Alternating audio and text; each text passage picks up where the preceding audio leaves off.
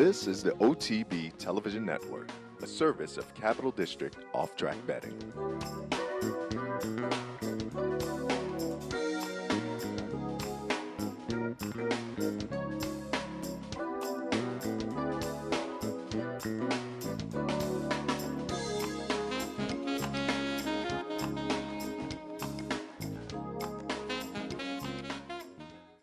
Good morning and welcome to the Handicappers Report on this Thursday morning. Seth Merrow and Jeff Carlin here on yet another chilly morning in the local area. Good morning, Jeff. Good morning, Seth. Yeah, they this new term they have, the polar vortex. You know, when we were kids, you know what we called it? Winter. That's all it was. It was just winter. I mean, this is what it was like when we were kids. So, you know, polar vortex, winter, it's just cold out there, so be careful. Yeah, absolutely. And the last couple of days I've come out and hopped into the car, turned it, and there was a little bit of rear before it, but luckily both days it turned. And it is that time of year, certainly, where the cars are a little reluctant to start in the morning, but we got in. It looks like things will be going down at Aqueduct. We've checked and haven't seen any changes announced so far, so it looks like they will be racing. That was a little bit questionable.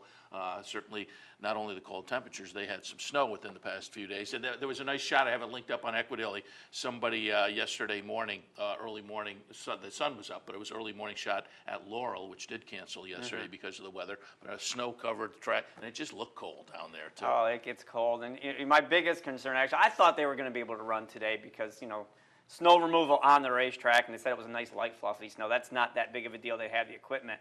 I think the bigger issue was getting the horses transported because 90% come from Belmont Park. Getting them from Belmont Park to Aqueduct, can they do that safely? Obviously, they got the snow removed in time. So as of right now, it is a go. It says the track is listed as fast, and then in parentheses, they have may change, which seems to be the norm lately. Seth and I were saying before we went on there, they might as well just put it on there. We really don't know what the track is today. We'll see how it goes. But I'm going to be interested to see how it plays because you got snow on it. That's going to be removed, and it's going to be very cold down there today. So we'll have to see how that plays. Absolutely. And your name came up yesterday in the Handicappers Report. We were handicapping Turf Paradise, and Anthony was handicapping, and noted that in the past performance lines, there was CW, HW, and NW, and neither of us knew what it meant. And so while he handicapped these were quarter horse type races, the first couple of races. And while he was handicapping, I went and looked it up. And in quarter horse races, I finally found a Briss past performance, which had a separate line parsed out. It's wind, crosswind, headwind, and no wind. And we said, you have mentioned wind before, certainly affecting the performance in a race. But I guess in quarter horse races, it's enough that they note it for each particular race. I didn't know that. I guess if you run into a strong headwind, it would make a big difference. So, wow. I didn't know that. Yeah, a new we twist. Learn something every day. Just typically we aren't that plugged into those quarter horse type races, but we get out. Turf Paradise has some of them. A couple of the other tracks we look at on Mondays or Tuesdays have them too. But so a new little twist there with the win. Also, did want to mention within the past 24 hours, unfortunate news: trainer Tommy Voss has passed away at age 83. 63. 63. Thank you. Thanks for correcting because he was way too young. I mean, 63 in year 2014. He was, certainly went before his time. Tom Voss passes away, and I have linked, or you can go right to the Saratogian website. Nice little column by Mike Veach going kind of through his career, but notable to those of us up at Saratoga. Because he was a steeplechase guy, and so we could have watched and got familiar with him up at Saratoga on the steeplechase side, but also had some good flat runners as well. One of those being John's Call, who I think has the record as being the oldest Grade 1 winner in North America when he won the 2000 Sword Dancer at Saratoga. And then a couple of races later, came right back and won the Turf Classic down at Belmont Park. John's Call, very nice performer for Tommy Voss. Yeah, very sad news coming out of Maryland. The blood horses reported it was apparently a heart attack. One thing I noticed, Seth, is I didn't know Tom Voss at all, really, other than what a wonderful trainer he is, and that's what we all see on the outside from the peripheral. But a lot of things I saw on social media was the impact he had on a lot of horse people in the industry, not only in Maryland but throughout the country. There were so many wonderful comments about what a generous man he was, and very gracious with his time with a lot of the younger people in the industry that learned so much for him. So, you look at the numbers, and we know he was a wonderful trainer, and then you find out what a wonderful person he was, and very, very sad to lose him. Our condolences go out to Tom Boss's family. Also had an Eclipse winner in 2010, slip away the steeplechase Eclipse winner, according to the Veach article. 5 titles as the leading steeplechase trainer in North America. So a distinguished career. And again, I think we were very familiar with him up here at Saratoga. He was one of those guys also that could go back and forth between the jumps and the flats. And it was probably once or twice a year you'd get one of those jump horses from Boston go into a flat race and put over on folks. So and one thing you knew, they were fit. There's no doubt about that. But just a tremendous loss to the racing industry. And also, just before we move on to the handicapping side, I wanted to bring up an article because I thought of you, Jeff, when I read this a couple of days ago from Hong Kong, South China Morning Post. They cover racing in Hong Kong, and they do it in the English language, so it's very easy to follow some of the commentary and whatnot on Hong Kong racing from that publication. But they had a commentary the other day from one of their racing scribes, Alan Aitken, who wrote a little bit about joint treatments there, and he says Hong Kong should become much more transparent about that. He says more than one winner recently has improved to win after having joint treatments, and we wonder if it's time the Jockey Club looked into whether they should be reported. A little further down in the article, these treatments are restricted to once a month and cutoff times prior to racing, but they're significant nonetheless. And Jeff, I bring this up, and I said I thought of you because we've talked about this before. This is something that I think most racing fans are probably completely unfamiliar with, because in this country they're not reported either. And you've talked a lot about, and I think in this country we're at least getting to the point where it's becoming maybe more reported within the racing community, because you've talked before about claiming horses who get these joint treatments, and then they get claimed, and the guy who gets the horse next time doesn't know what the horse had before, and they may get over-treated. And now at least we're talking about maybe moving the vet records from trainer to trainer to prevent a little bit of that. But still, the betting public, as I say, has no idea, and as you have noted, it's a significant thing. Well, it's become the norm as far as like a pre-race preparation to do the joints, as they say. They've made great strides in New York regarding the timing of it, and how it had a lot to do with that task force that came out a couple of years ago. And I was, as you know, I was trumpeting for a long time. Yeah. That's one of the things they needed to address, was the frequency of the tapping of the joints. And now I don't know the exact dates. I think it's like 2 weeks before they run. When a horse is claimed, they do pass the vet records on now. So they've made great strides in New York. And what was happening, Seth, I think Gary Contessa put it a good way, is that the end user, the person who claimed the horse, has no idea what was just done. Yeah. And the norm for a lot of claiming trainers is the first thing they did when they got a horse was just do every joint. And those joints may have just been done within a week, and you just can't keep going into joints and into joints. And for people who aren't familiar, what is that procedure? What are they doing? Well, what they do is, the theory is you're taking out the bad fluid and putting in good fluid. I mean, any athlete will know that, your joints, if you're using it, they'll start to swell up, they'll get puffy. Horses get big ankles, they get big knees, hocks, stifles, all their joints, can start swelling up. And what the vet will do is first, of course, they'll numb the area, and they'll remove the excess fluid, and then put in any kind of concoction. Can be some corticosteroids, hydraulic fluid, stuff that. What they say is you're taking out the bad and you're putting in the good. But there's only so many times you can do that before it starts degenerating joints, and eventually it just. And just like humans, I mean, I'm experiencing now. I just had a couple back injections last month, and I know I can't do it all the time because eventually it's just going to make things worse. But once in a while, it's okay. So that's what I said. I mean, I was never a big tap guy when I trained, and that's probably why I'm sitting here. But I'm not saying I never did it, but there were times when I thought it was useful. If I needed to get a few more races out of a horse before I took him to my farm, for a little bit of rest, yeah, I mean, I would do it. But it has become the norm. It's part of the pre-race preparation. I mean, they get this, and we got to do the joints. And so many horsemen are doing it now for absolutely no reason. Absolutely no reason whatsoever. And again, just because they feel they have to. Yeah, to keep up with the Joneses. Exactly. Yeah. And again, from the time we first talked about it with you, and this is going back a few years, you had mentioned at that time, gee, you know, these claiming horses move from barn to barn, and at least that's been addressed now. Yes. But again, it's Addressed in New York. I don't know if it's done in other jurisdictions. yeah, I think you're right. It is. So, yes. you know, But, I give a lot of credit to the people in New York who at least are making strides to correct that. Yeah, and again, I think it's something that in the realm of what goes on in the, you know, on the other side of the track and horse racing, a lot of people are completely unfamiliar with. But I found this Hong Kong article But kind of interesting. essentially, you're taking out the bad and you're putting in good. That's the theory. Yeah, That's the theory. and as you say, it happens kind of regularly, so folks Yes. should be aware that that is happening. But again, as I said, I found the Hong Kong take on it a little bit interesting as well.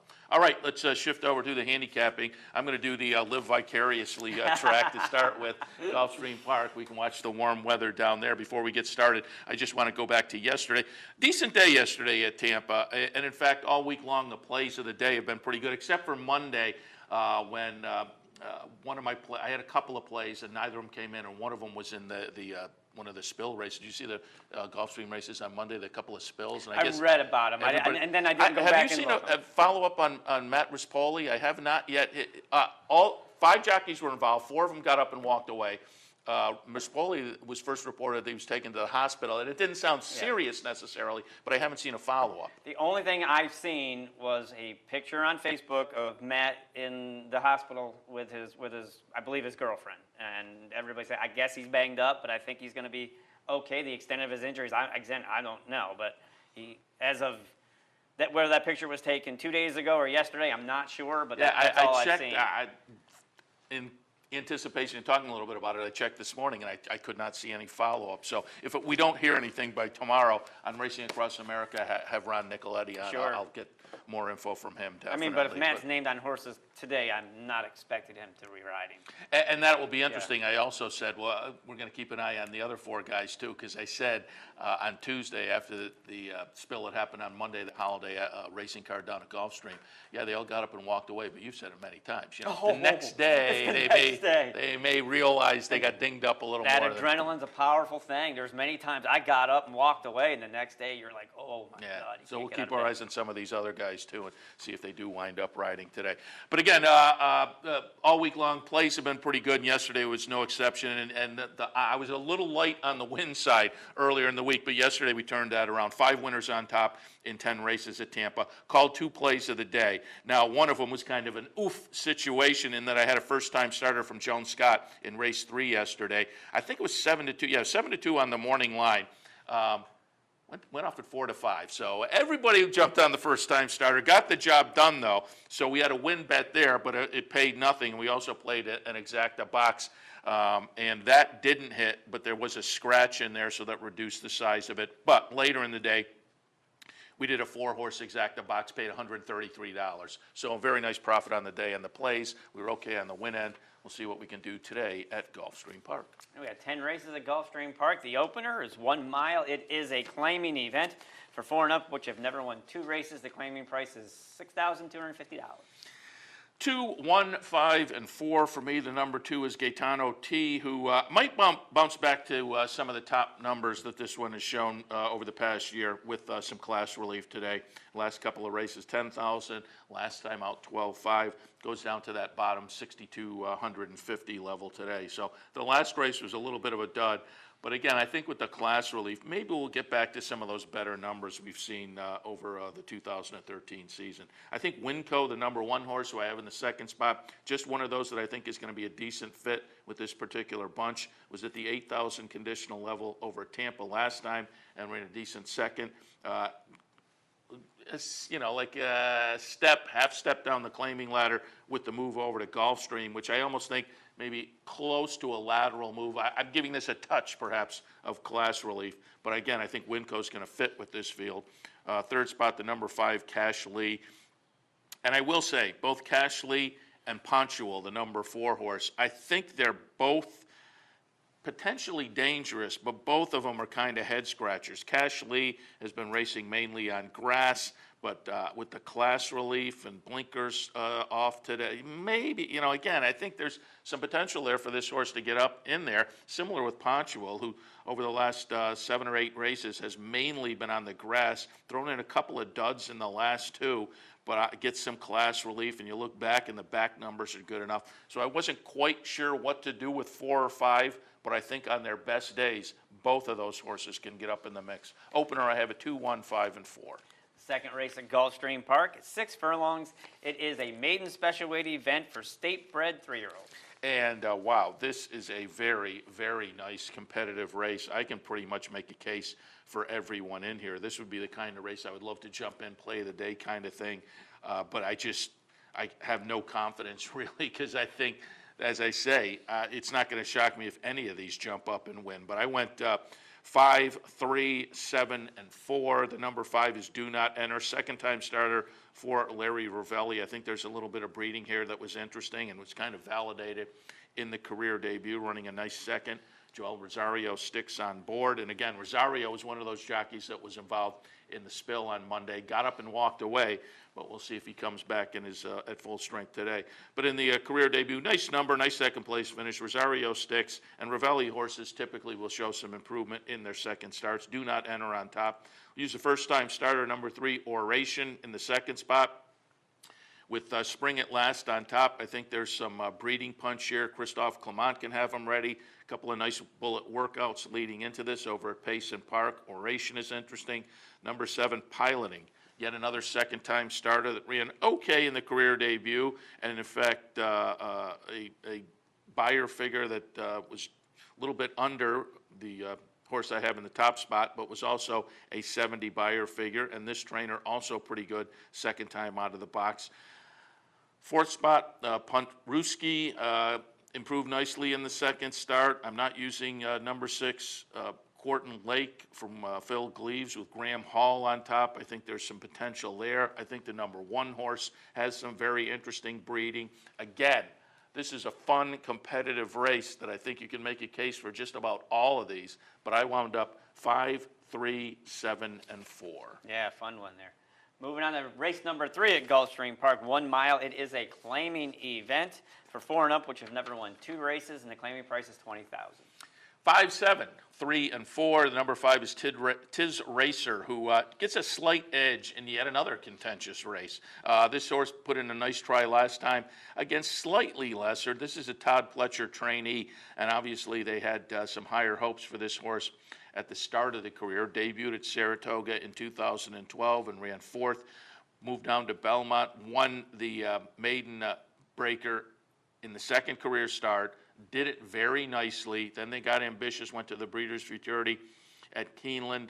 They just got toasted down there. Then a long layoff, has now come back. Really did not show anything on the comeback. So finally last time they dropped the horse in for a tag. And again, ran a nice second place finish. Now that was at the 12.5 level. Bounces up to 20. I think this horse is still going to fit and maybe have a class edge on this bunch. So, again, a slight edge, but an edge to Tiz Racer. Number 7, Navajo Kalo, who maybe is getting some class relief. Comes out of the claiming crown race last time, but prior to that was in a 16 allowance, ran well. Claimed out of a maiden 16. So I think off of the last 2, this horse is getting some class relief. And given the win at the 16 level, the maiden breaker, I think this 20 conditional is going to be a pretty good fit. Navajo Kalo in the second spot. And then the number 3, Unbridled Saint. This horse was the beaten favorite last time, although you have to assume it was a competitive race. This was a favorite at 3-1. This horse does move up off of that effort. That was a 10 conditional. This is a 20 conditional. But I think the move from the 7-pound apprentice to the journeyman Joe Rocco could prove to be fruitful today. So just a little something to hang my hat on with the move to the, as I say, journeyman from a 7-pound apprentice. Third at Gulfstream this afternoon, 5, 7, 3, and 4. Moving along to race number 4 at Gulfstream Park, 6 furlongs. It is a claiming event for 3-year-olds. Claiming price is $16,000. I'm taking a little bit of a shot with a pace angle in here. 8, 3, 7, and 1. The number 8 is 6-1 on the morning line. Tease 2-step. And I'm just looking at this field and seeing what looks like plenty of early speed. So I'm hoping that 3 or 4 of these go out and kind of duke it out a little bit and maybe set things up for T's two-step. And I'm looking back at that career debut where this horse did come from off the pace over at Calder in August to get it done in a maiden special. They followed up getting ambitious in a stakes race, then an allowance race, then a 35 claimer. So there's some class relief today that gives me the confidence that this horse might go back to that career debut effort. And if so, as I say, I think there's enough speed to perhaps set up the closing kick. So T's two-step on top. Number 3, Take Time to Pray. Nice front end win at this price last time. Again, I think this is going to be one of those horses that will go out and be part of that early pace. Claimed out of that event, claimed away from Kirk Zaidi. So, I mean, you're moving away from a very high percentage trainer to another guy that does okay, but moving out of the Kirk Zaidi barn, it may be a little bit questionable whether there will be improvement or not from this one. But as I say, I expect this horse to certainly be up front early. Another one that will be up front early is Talented Cat, who speed popped him last time for Wesley Ward at the maiden 12-5 level. This is an open 16, but I don't think it's a super strong open 16. So again, I think both of the 3 and the 7 should be good fits in amongst this bunch. Meanwhile, however, my top pick on the class relief, as I say, I'm hoping for a bounce back to that maiden career debut effort where this one came from off the pace. And I think it should be it's one of those races where I'm hoping my crystal ball is working correctly because I'm really depending on solving the puzzle and seeing the pace play out the way I'm anticipating because I think that's what's going to need to happen. I have it 8, 3, 7, and 1. Fifth at Gulfstream Park, we're going to move to the turf course and we're going to go a mile. It is a starter optional claiming event for 3-year-old fillies. 9, 8, 4, and 1. The number 9 is Raging Atlantic. Claimed from Todd Pletcher last time in the second career start. They debuted this horse in maiden special company, ran an okay 5th in a field of 14. Then they dropped down for a $75,000 tag and won pretty easily. Claimed out of that race by Mike Maker. This is a horse, couple of career starts, so that still allows me to maybe look up the breeding and just see what we can expect from this horse moving out of that 75 claimer back into optional claimer starter allowance company. And this one had a sibling called Black Bear. Stormy Atlantic on top, so automatically I like that. But the bottom side, the dam produced a sibling called Black Bear that won 5 of the first 6 career starts, subsequently went on to a career of 10 starts, 6 wins, a couple second place finishes, and a 3rd. So that sibling Black Bear was very talented. We'll look for Raging Atlantic to come out of that win last time and back it right up, first off the claim for Mike Maker. Second spot, the number 8, Simple Touch. This is the other Wesley Ward, the Wesley Ward horse that's going to be the shorter price, or shorter price on the morning line anyway, and I would expect to go off shorter, is Adventure Love, the number 4 horse, who's also in my mix. And it put in a decent effort in the first try from Europe. I just find Simple Touch maybe a little bit more interesting. Buyer-wise, this horse absolutely has to step it up, but I don't think we've found the ceiling for this one. With the easy win in the career debut, I don't know how much this horse was getting pushed late. So that buyer figure last time, I think, has the potential to bounce up nicely in the second career start. So I'll use Simple Touch in the second spot, then the shorter priced Ward horse, Adventure Love, in the 3rd spot. Off of that United States debut last time where this horse showed some nice early speed before fading. Second start in the United States today, that speed might last a little longer. I'm also going to throw Take Your Hat into the mix in a play of the day here. Looking at the 10-1 morning line on Simple Touch, I will jump in with a little play of the day, exacta box in here. We'll box up my top 4, 9, 8, 4, and 1. Yeah, we're midway through today's Gulfstream Park card. We're going to take our first break. When we come back, you'll get set selections for races 6 through 10, so please stay tuned. You're watching the OTB TV Network. I'm Seth Merrill. Join me weekdays at 10 for Racing Across America. We'll look at important races from around the country, get insight from top handicappers and analysts, and preview the upcoming week in racing. That's Racing Across America, weekdays at 10, right here on the OTB TV Network. Here in upstate New York, no one provides bettors with more wagering options than Capital OTB. Our network of branch and easy bet locations stretches from the mid-Hudson Valley all the way to the Canadian border and west to central New York. So whether you need to place a bet, fund your Capital Bets account, or watch the next big race, all the action is just around the corner. A full list of our branch and Easy Bet locations can be found online at capitalotb.com. Capital OTB, the better and most convenient choice for wagering in upstate New York. I got it. Watch me. I got it. Hey! I got something that makes me want to shout. I got something that tells me what it's all about. I got a move that tells me what to do. If you don't, brothers and sisters, then you won't know what it's all about. Funding your Capital OTB bet account is as easy as 1, 2, 3. 1. Easy Money. Clearly the fastest and easiest method of depositing funds into your account. Make deposits or withdrawals in just minutes. 2. Green Dot Money Pack. Gives you instant access to your funds. Green Dot Money Packs are available at thousands of retailers nationwide. And 3. MasterCard Visa. Simply click on the link from the funding page, enter your account information, and fund your account. CapitalOTBBet.com. Log on today. Hey race fans, head down to the all-new Clubhouse Racebook. With live horse racing on more than 250 flat-screen TVs, state-of-the-art wagering terminals, and amazing Vegas-style atmosphere. The Clubhouse Racebook, 711 Central Avenue, Albany. Welcome back to the Handicappers Report. Thank you for joining us on this brisk Thursday morning here in the Capital District. Before the break, Seth gave you his selections for races 1 through 5 at Gulfstream Park. Let's move along to race number 6 on the turf course, a mile and a 16th. It is a maiden claiming event for 3-year-olds, and the claiming price is $75,000. Another race where I'd be tempted to do a play of the day, but there's a couple in here that I left out of my mix that scare me a little bit. But I'm going to take a close look at this race. And also, this is a race where I think you're going to have to look at the odds a little bit because I'm not quite sure they'll hold up and offer enough value to jump in. But I have it 5, 7, 6, and 2. The number 5 is Life in Shambles. This is a first-time starter, but with Broken Vow on top. Very interesting. This one had a sibling called Sangor that took 3 starts to win, but also had a sibling called Thunderous Lady that won the first 2 starts of her career. So I think there's some nice precociousness top and bottom. Christophe Clement can get them ready. And in fact, I won't do a play of the day exacta box, but I will do a win place on my top pick, the number 5. So at least we'll take a little shot in here because I do think Life in Shambles should be interesting first time out of the box.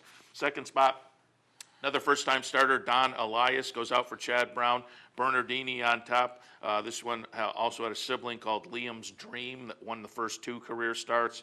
Overall in the career, 5 starts, 4 wins. The Dam, this was kind of interesting. I looked up the Dam's catalog page. The Dam was sold at one point. I think it was just at the end of last year, November or September, or the Dam at least was entered in an auction. Down at the bottom of those catalog pages, they give the produce record, you know, what the offspring were. When they brought up this horse, Don Elias, it said Don Elias had been sent to Peru. So I don't know whether that was a mistake or looking up the ownership. I'm assuming from some of the names, it may be a South American-based ownership or owners who come from South America. So I'm wondering if they bought the horse, shipped it to Peru, and then maybe realized, you know what, this horse is way too good for Peru. So that may be, that whole Peru thing might be a little bit interesting. They may have figured out they had a little something more than they anticipated and brought it back, but I just found that a little bit of a head scratcher. Goes out for Chad Brown. And then the knock is, if they thought they had something really special, why would they enter for the 75 tag? So that's why I moved it down to the second spot, but I just found it interesting. Third spot, Ghost to Ghost. This is a horse that's had 5 tries so far, hasn't gotten it done, but put in a pretty good effort when dropped down to the 75,000 tag last time. So again, we'll do a win place on my top pick, the number 5. I have it 5, 7, 6, and 2. But as I say, the number 1 Thunder Run, I think you have to watch out for that one on the move out of maiden special weights. The other first-time starter, Leap in the Stars for Alan Iwinski, to me was a little bit interesting as well. So it was a race where I'd like to jump in for an exacta box, and I probably will this afternoon. But I'll look up at the odds board and kind of play around a little bit. But I will call a play at least, win place on my number 5 in race 6. Yeah, number 5, Life in Shambles. I understand he's by Broken Vow out of a mare named Life, but I think you got to come up with something better than Life in Shambles. Moving on to race number 7. 7.5 furlongs on the turf. It is a maiden claiming event For 4 and up, the claiming price is $16,000. 7, 9, 3, and 1. The number 7 is Ishka, who goes first out for Kirk Zaidi. That is a very, very strong angle. And I think this horse is racing for Frank Calabrese, had been in the barn of Steve Margolis over at Fairgrounds. I'm kind of assuming they popped over here because they got a turf horse, and it's just a season over there at Fairgrounds where you don't know whether you're going to get your turf races to go. So I'm assuming maybe they popped over into the barn of Zaidi. But still, I think most of these first out for Zaidi numbers are probably coming out of claiming races, but I still think this is a pretty good horse from a potent outfit and moves into the Zaidi barn. I think those statistics will still hold a little bit of strength. So Ishka on top. Second spot, Pegasus Star, goes out for Mike Maker and Ken and Sarah Ramsey. This is a second off the claim for, again, potent connections that play the claiming game very well. Claimed this horse for 16, came back for 25 last time and ran third. Now they take another step down the claiming ladder. Pegasus Star will be very dangerous. Then the number 3, Solo Approach, who just has a very, very good closing kick. So Solo Approach should be heard from in the lane. 7th race, 7, 9, 3, and 1. The 8th at Gulfstream Park, 5.5 furlongs, allowance optional claiming event for 4 and up. 7, 2, 3, and 4. The number 7 is Speechify. And if you go down the past performances of 4 races, the only dud was a try at a mile. So this race at 5.5, I think, is right in the comfort zone. And number-wise, this horse at the sprint distance has an edge on the rest of this field. Second spot, the number 3, Duty Blues. Just has some back numbers. Last time out of Tampa, number-wise, was a little bit light as compared to this field, but you don't have to go back too far to see better numbers, and certainly going back early in 2013 has numbers that would compete very, very well with this field. And then the number 3, Padilla, as I mentioned, my top horse, threw in a little bit of a dud at a mile, as did this horse just last time out. So I think the cut back to 5.5 is going to be beneficial for that one. In the 8th, 7, 2, 3, and 4. 9th at Gulfstream Park, mile and the 16th on the turf. It is a claiming event for 4 and up, which have never won 2 races, and the claiming price is $16,000. 7, 5, 6, and 1. The number 7 is Defiant, just on the class drop. Claimed for 16, a couple of starts back, ran back for 45, and threw in a complete dud. But it was an off-the-turf event. So not only do we cut back, we get back on the grass at 5 to 1. I don't think that 5 to 1 is going to hold up. I expect the betting public to see just what I do, and this one will float down a little bit, but we'll see how far that is. But Defiant, again, class relief back to turf looks logical. Il Volo in the second spot. Seems to be in some decent form for this particular field. Just looking around, I think the most recent numbers going back 2-3 races stack up with these. And then Cairo 6. Speaking of numbers, I thought the last try was pretty good. That was the second start off a little bit of an autumn layoff. Now third start back. Maybe we'll get back to those numbers we saw earlier this year. And those numbers put this horse right in the thick of things. Cairo 6 could be very dangerous. 9th race today, 7, 5, 6, and 1. The finale at Gulfstream Park, race number 10, 7.5 furlongs on the turf. Maiden claiming event for 3-year-old fillies. The claiming price is $35,000. 5, 7, 1, and 11. The number 5 is Secret Sea. Cowtown Cat on top, so I think there's a little bit of precociousness there. And this horse improved nicely with the move into the claiming ranks last time. Tried to get this one on turf, did Wesley Ward. They couldn't last time. It was an off-the-turf event, but now they get the surface they want. So let's look for this one to get the job done, probably on the front end. Second spot, the number 7, Defying Gravity with Wildcat Air on top. This one should win sooner rather than later.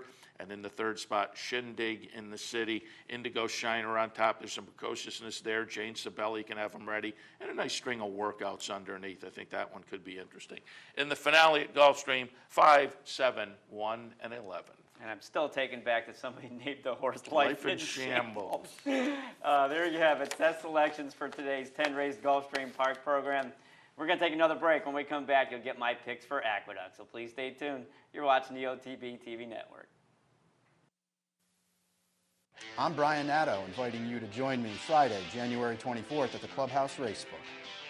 I'll be handicapping the day's races live and managing a $500 bankroll for 25 lucky patrons. We'll see you then. Let's win together. This is Steve Beck. Join me Tuesday through Saturday here on OTB TV for At the Races, my Sirius XM daily news magazine of the thoroughbred industry. Handicapping, interviews, analysis, everything you could want. 6 a.m. OTB TV. Hey, race fans, head down to the all-new Clubhouse Racebook and get in the game.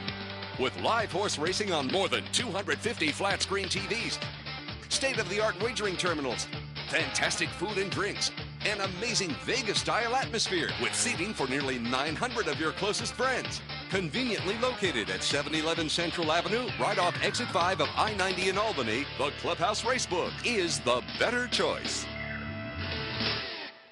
Each morning on the OTB TV network, you get the very best in horse racing programming. Weekdays begin with the Handicappers Report, where professional handicappers share their selections and analysis of the day's racing. Followed by Racing Across America, a daily conversation with racing personalities from around the country.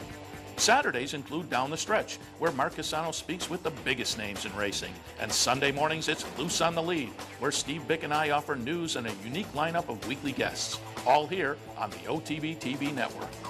Wagering at CapitalOTBBet.com is as easy as 1, 2, 3. 1. Capital Bet TV, the fastest and easiest online wagering experience where you can monitor 5 different tracks simultaneously. 2. Capital Bet Express. Its straightforward program layout and interactive handicapping information lets you build your wager quickly and efficiently. And 3. Capital Bet Pro, designed especially for the professional horse player. CapitalOTBBet.com. Log on today. Missed one of our TV shows? No worries. Now you can catch all your favorite programs online. Simply log on to CapitalOTB.com and click on the YouTube link at the bottom of the homepage. And look for our new podcast coming soon. CapitalOTB.com. Log on today. Good morning and welcome back to the Handicappers Report on this Thursday morning. Seth Merrow and Jeff Carl taking a look at some of the racing action for this afternoon. I just wrapped up Gulfstream Park. We'll now kick off Aqueduct. Their opener today is a conditional claiming event. 35,000 tags, non-winners of 2 lifetime. They'll go a mile. Track listed as fast right now at Aqueduct. And it has but it may change. It may change. You never But they have canceled the Charlestown today. It was posted on Facebook from our right here from Capital OTB. So no Charlestown today, but they are, as of right now, running at Aqueduct. And as I said when we started, John, we're very interested to see how the track plays today. You know, they had considerable snow on it. Now it's going to be really, really cold today. So it's going to be interesting. I'm not sure how it's going to be playing, but we'll have to see how it goes and maybe adjust accordingly throughout the day. I'm going to go 5-2-1 in the Aqueduct opener. The number 5, Malibu Queen, is moving up from 20,000, never won 2 life, to 35,000. A little bit of an elevation there. But last time out on January 9th, Malibu Queen ran nice and evenly sprinting at the 20,000, never won 2 lifetime level. And now they're stretching her back out to the mile distance. You know, before that race, that never won 2 life for 20,000, probably overmatched in a $20,000 starter race. But prior to that, she did break her maiden for 35,000. Going today's distance of the mile, yeah, that was 1 turn. This is 2 turns, but you know, I mean, I think the mile is a good distance for Malibu Queen, and at 8-1, give us a little bit of value. So I'm going to put that one on top. Just a better spot for her today. For a second, I'm going to go with the number 2, That's the Boss. Who had a really nice effort returning from a 3-month layoff and finished second on December 19th at this $35,000. That was the beaten thing, but that I'm pretty sure that was like a never won 2 lifetime.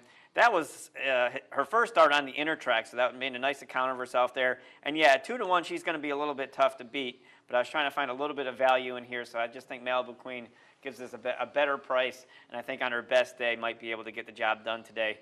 So I went 8-2 and then down to the number 1 on the inside, Opalite, who has the advantageous 1 post, has Irad Ortiz aboard, but is coming back in a week, and you never know how they're going to respond to that. I haven't seen anywhere in her PPs that she's done that before. So it's a little bit of a question mark, but definitely her best puts her in the mix. 5-2-1 in the Aqueduct opener. Second race at Aqueduct this afternoon is a conditional claiming event, $16,000 tags, non-winners of 2 lifetime the condition. They will go 3/4 of a mile. 3, 6, and 7 here. The number 3, Jersey Jet. Obviously, the last one doesn't count. Stumbled badly at the start. Lost her rider, Rosario Montanez. So maybe we didn't get a chance to see how he would handle the inner track with a rider on, but without a rider, I thought he handled it pretty well. He was third all the way around there, and people that are concerned about weight. This horse was third, Seth, going up the backstretch and turning for home. Didn't pass anybody. He had 118 less pounds than everybody else. So all the people that worry about 5 pounds here and there, believe me, it doesn't really matter.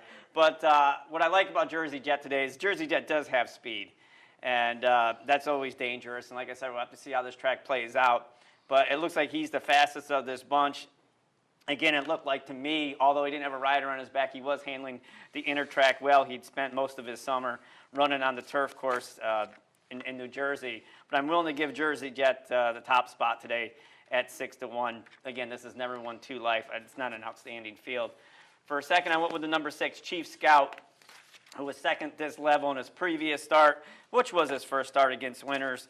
Took him 5 starts to break his maiden, did that nice for 12.5, then came back and ran a very even second.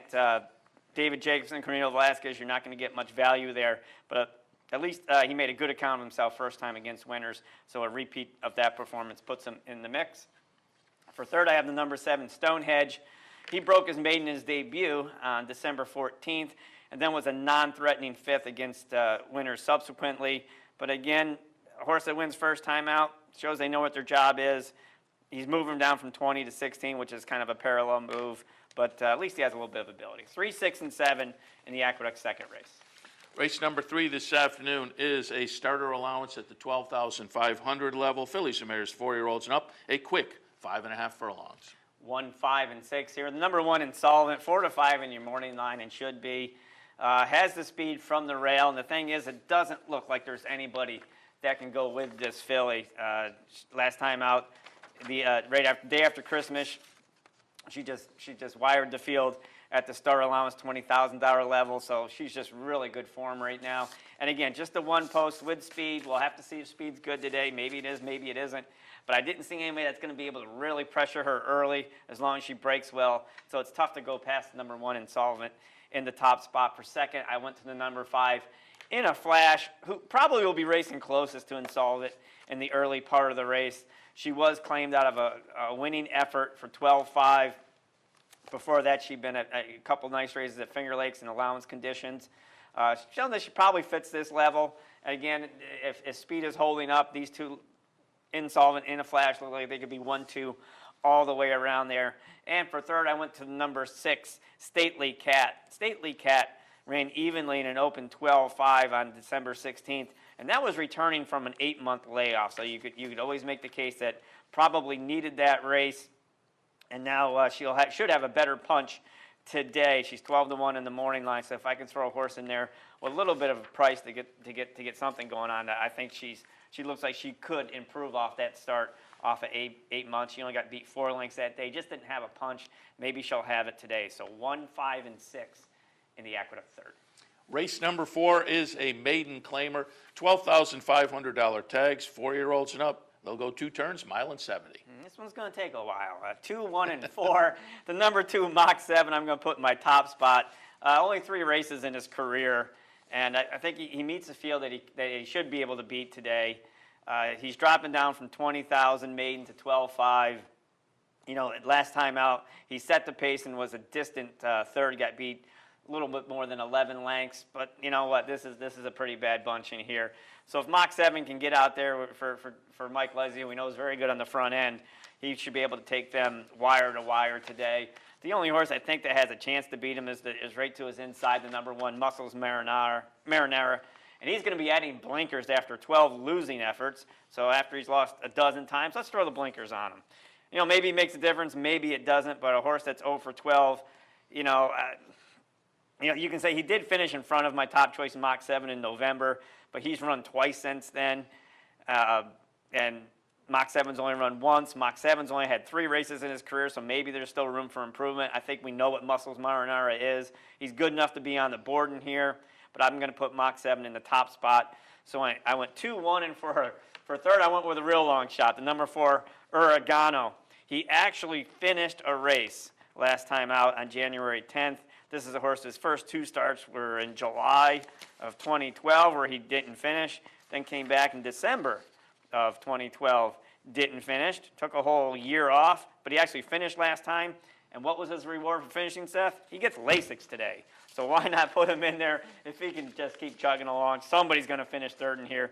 2, 1, and 4 in the Aqueduct for it.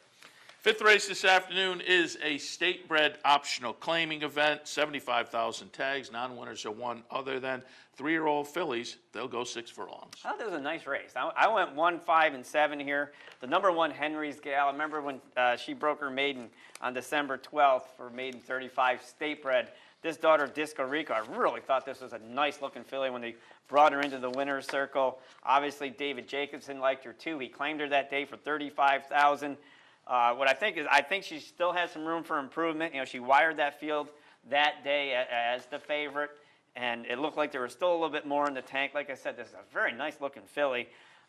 Good claim for $35,000. I think what I think is interesting today is she's eligible for the allowance condition portion of this race, and she's in for the $75,000. I guess that's good business. You could claim there for $35,000 a month ago. If somebody wants to spend more than double that today, I guess you can let her go. But I think this is a filly with some upside to her, so I'm going to put her in the top spot coming out of the 1 hole for David Cohen.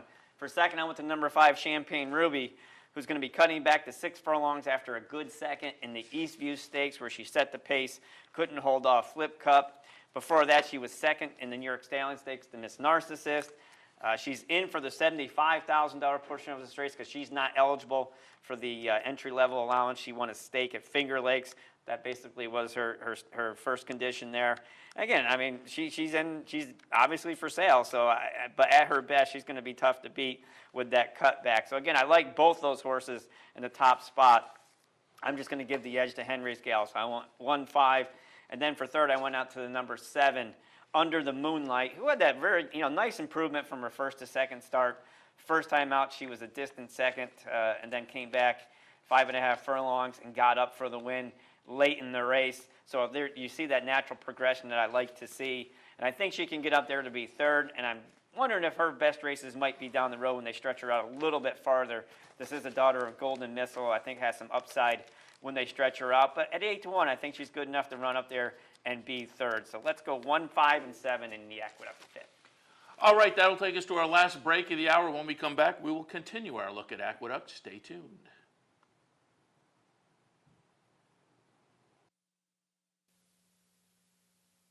I'm Brian Nadeau, inviting you to join me Friday, January 24th at the Clubhouse Racebook.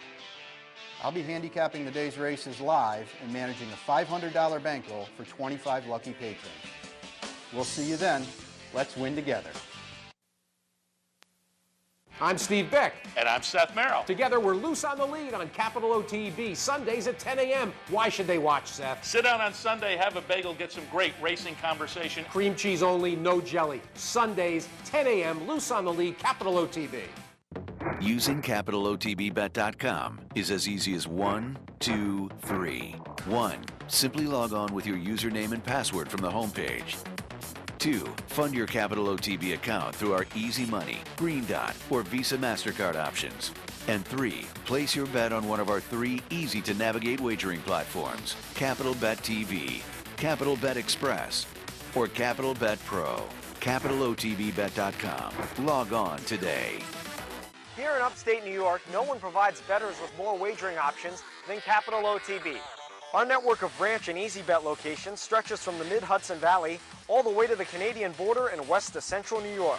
So whether you need to place a bet, fund your Capital Bets account, or watch the next big race, all the action is just around the corner.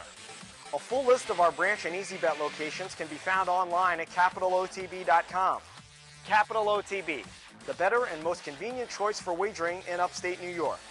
I got it. Watch me. I got it. Hey! I got something that makes me want to shout. I got something that tells me what it's all about. I got a move that tells me what to do. If you don't, brothers and sisters, then you won't know what it's all about. I'm Mark Cassano. Join me Saturday mornings at 10 for Down the Stretch. We'll inform, analyze, and welcome in the biggest names in racing. So join me Saturday mornings at 10 for Down the Stretch, right here on the OTB Television Network.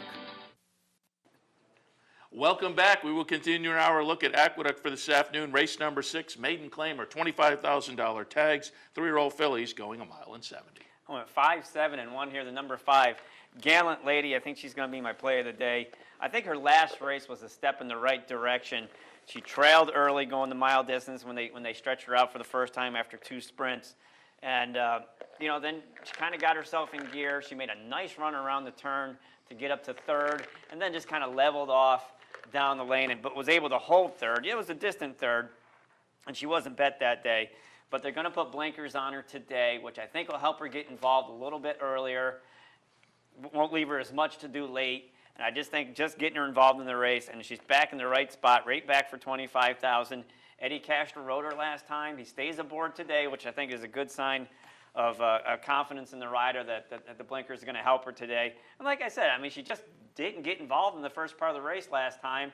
And then once Eddie got her focused, she made a nice run around the turn to get up in there, flattened out a little bit, but was able to hold on for 3rd. So with that race under her belt, a 2-turn race under her belt, blinkers on today at 6-1. Let's put Gallant Lady in the top spot. Excuse me. For second, I went to the number 7, Roxanne. Was this daughter of Rock Hard 10. Didn't do much in her debut at 6 furlongs on November 15th at the $50,000 level. Now she's going to stretch out to the mile. She's a Rock Hard 10, so that should help her. And obviously the drop down doesn't hurt whatsoever. Rick Violet and Irad Ortiz, 3-1 in the morning line. Let's put her in the second spot. And for third, I went down to the number 1, Pari North, who may appreciate the stretch out. The first time in her career she ran 1 mile and a 16th, but just tossed that. That was a maiden special weight on the turf where she obviously didn't belong that day, and then was sprinting the next 7 starts. Now she has the 1 hole. Matt Peeble, Sammy Camacho, Sammy's going to be trying out there at 15-1. She is out of a Petionville mare, and he ran long, so let's put her in the 3rd spot. 5, 7, and 1 in the Aqueduct 6th race. 7th race this afternoon is state bred claiming event. Claiming tags, $20,000. They will go 6 furlongs. 4, 7, and 3 here. The number 4, Dr. Disco. He's been off since May, and just kind of has some back class. This is a horse that won a state bred stake race at Finger Lakes and was competitive in some of the state bred stakes down in the Naira circuit. And he's in for the $20,000. He hasn't run since May. He only has 2 pedestrian work showing since then, but he is trained by David Jacobson. They don't need morning prep work, do they, Seth? As long as they go out there and they run just fine. So at 8-5, just with that back class, it looks like they're putting him into a spot where he can get right back into the winner's circle. For second, I went to the number 7, William Thomas, who really didn't run poorly when he was in for the $14,000 state-bred entry-level allowance race. In his last outing, he was claimed that day by trainer Gary Contessa off of Ralph D'Alessandro. I think that's a positive trainer change there. And he has speed. And again, if speed is good today, we don't know yet. If speed is good, I think speed's always good to have. Sometimes it's better than at other times, but he does have speed. He had a nice bullet work on the 17th of January. So I think William Thomas at 6-1 be a nice horse to hook up in an exacta with Dr. Disco. And for third, I went to the number 3, Meeker Avenue, who was third this level in distance in his previous start, so he's 20-1 in the morning line. You know what? If he can get in there for third, we'd be happy. 4, 7, and 3 in the Aqueduct 7th race. The 8th race is a state-bred allowance, non-winners of 1 other than. They will go 1 mile. I went 4, 1, and 8 here. The number 4, Rocket Hero, 10-1 in the morning line. It's going to be stretching out for the first time. This is his 5th career start. He ran evenly in his prior race, going 3/4 of a mile. All of his races have been 3/4 or 6.5. He did break his maiden in his first start, coming off the pace last January over the inner track. This is his 3rd race off a layoff. They're going to stretch him out today. Yeah, he's by Street Heroes, by Street Cry, so maybe it's possible. And I think this is kind of a wide open entry-level state-bred allowance race, so why not take a chance with a horse who's doing a little bit something different? Maybe it works out well for him. So I went with the number 4, Rocket Hero, in the top spot. For second, I went down to the inside to the number 1, Prohibition, who will be seeking his 3rd straight victory. 2 races back, he won a $16,000, never won 2 Life at Parks, and then won a $16,000 starter race. That was a 1 mile and 70. So obviously he is in good form.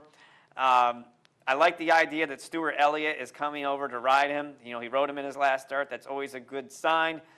But you know what? I think the water's a little bit deeper today. Although he's a New York bred, you know, this is a nice opportunity to take a chance. But I think the water's a little bit deeper today. Let's put him in the second spot. For third, I went to number 8, Noosh's Tail. I mean, his only inner dirt start wasn't great. That was last January. This is a horse who was competitive in the entry-level allowance races on the turf, but couldn't quite get through. There's a couple times he had some heartbreaking seconds on the turf. But you know what? If they're willing to give him another chance on the dirt, I'm willing to go with it. Rajiv Maharaj accepts the call. Let's put him in the third spot. And the horse I left off was number 5, DJ Manlove, who, you know what's that? He was claimed out of a 16,000 Everyone 2 Life at Hollywood Park. He is a New York bred, so they brought him east, which is probably the place he needs to be. But I don't know if 16,000 Everyone 2 Life at Hollywood Park are that tough. I'm going to let him run once here and see what happens. 4, 1, and 8 for me in the Aqueduct 8th race. Finale today, race number 9, conditional claiming event, claiming tags, 12,500. The condition, non-winners of 2 lifetime, 6 furlongs the trip. 12, 9, and 13 here. The number 12, Frosty But Funky, dropping out of the state bred entry-level allowance back to 12-5, Never Won 2 Life, where she was second on December 14th. So that just looks like a really nice move. Put this filly back in where she can win. Let's put her in the top spot. For second, I went with the number 9, Blue Ballerina. 1 for 18 lifetime, but's been hitting the board at this level. Was third behind my top pick, Frosty But Funky, 2 starts back. Again, her best puts her in the picture. And for third, I have a horse who's on the AE. If there's one scratch, the number 13, Ellen Doreen, will get in. And again, she had that nice natural progression. She won her third start, got a little bit better every time. She broke her maiden last time out for 12-5. She's going to be meeting winners for the first time, but if she can keep improving, she can be on the board if she draws in. 12, 9, and 13 in the Aqueduct finale. All right, that wraps things up for the Handicappers Report. We took a look at Aqueduct and Gulfstream. A couple of the tracks you'll be able to watch on the network this afternoon. There will be plenty of racing action. Of course, yesterday there was, I think, 3 cancellations. Penn National, Charlestown, and Laurel. But I think the snow has stopped. Some cold weather, but it looks like we'll have racing today on the network. Aqueduct, Laurel, Gulfstream, Fairgrounds, Oaklawn, Santa Anita. A little later on the sulky side, Northfield, them thoroughbreds also at night, Penn National, Delta Downs, Yonkers, and later on, Australia A and Australia B. Don't forget to go on over to capitalotv.com for the Handicappers Report page. The printed selections are available there on the Handicappers Report link. You can also catch up with all the activities and promotions at Capital OTB throughout the year. And that will wrap things up for the Handicappers Report for this Thursday morning. Seth Merrow and Jeff Carl hopefully gave you some good ideas, so cash a few tickets. Up next, Racing Across America. Stay tuned.